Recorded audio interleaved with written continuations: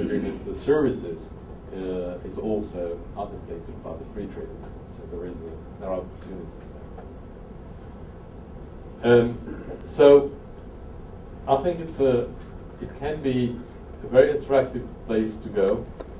It's very close. Again, I cannot insist enough on the location, and it's very close to even to California at the end of the day. You know, going to Morocco is closer than going to any place in Europe, and it's cheaper. Those days are.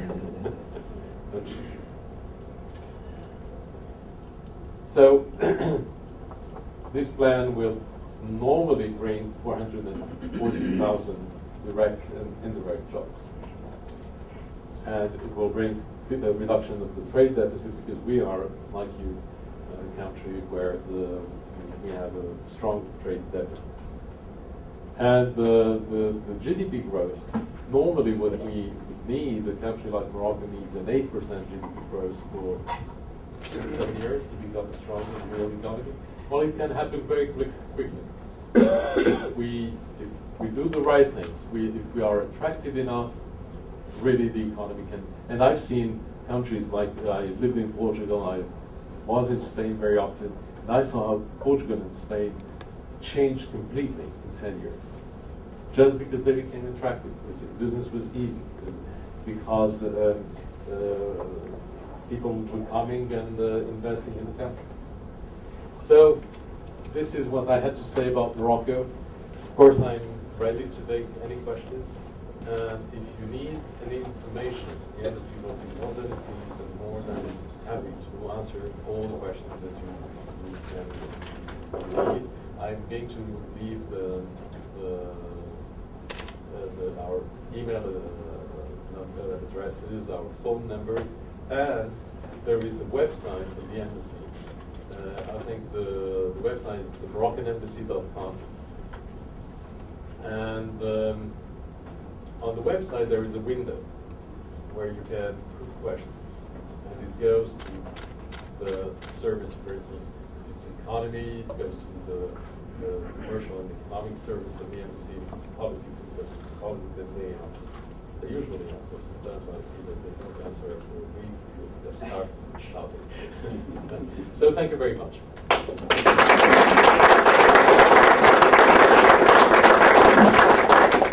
Ambassador Mekouar did an excellent job of explaining business opportunities in Morocco. I suggest the real estate developer community pay particular attention, since that industry seems pretty moribund around here lately right now. I found this particularly fascinating. My concept of Morocco is still locked in the 1942 film Casablanca with Humphrey Bogart.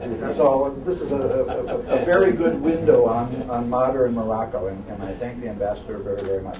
Now, the ambassador has agreed to take a few questions. If anyone has... Your Excellency, thank you for your presentation. When General George S. Patton landed in Morocco in 1942 and was asked by the King of Morocco when he filled Morocco, he said it was like a cross between the Bible and Hollywood. And I just wondered, I'm sure it's changed a lot since those days, but how does Morocco generate its power, particularly its electricity, and what about the availability of water? The electricity is generated in Morocco. In the fuel plants and now gas plants. By the way, we started for the first time in 1998. We had we gave a concession to a private company. It happened to be, and that was the first experience because it was a Moroccan company, national government-owned company that used to produce energy. And of course, we reached the conclusion that we needed some private sector, and now today they produce 63% of the Moroccan energy, 63% of the Moroccan energy. So it's mainly gas and oil. We have some hydroelectric plants. As I told you, we built several dams. I mean, a lot of dams in the country.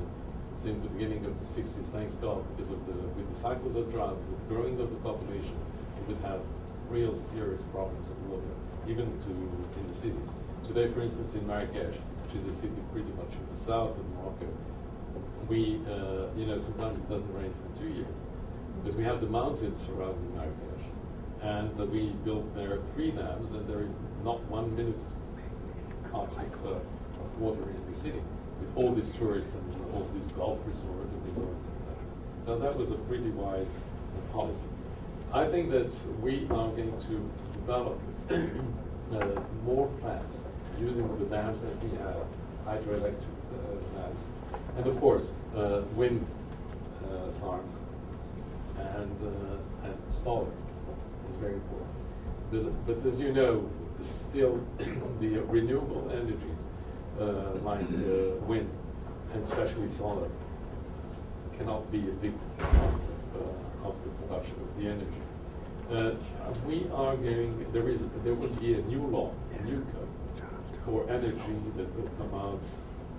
I think the Minister of Energy, she told me that will come out in July.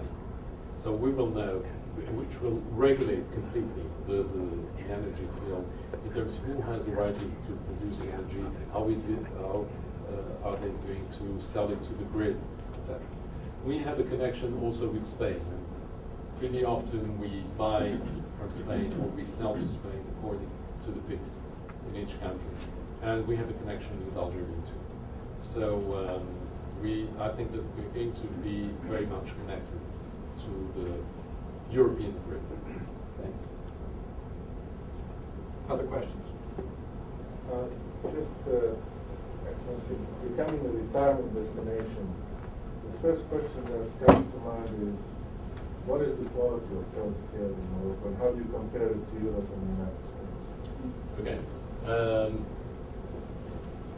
Going to be in public health. Health in Morocco is normally completely free, in the sense that you can go to the hospitals, etc. So now, because it's completely free, and because the government does not have all the resources it needs, it's not a good health system.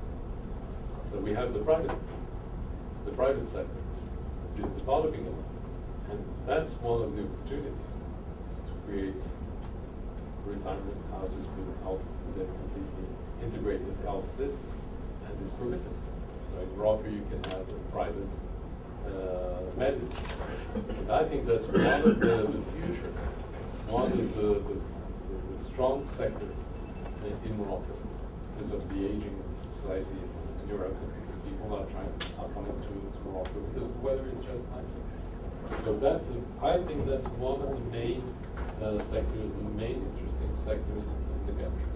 So I see, for instance, excuse me, developing condos or even high quality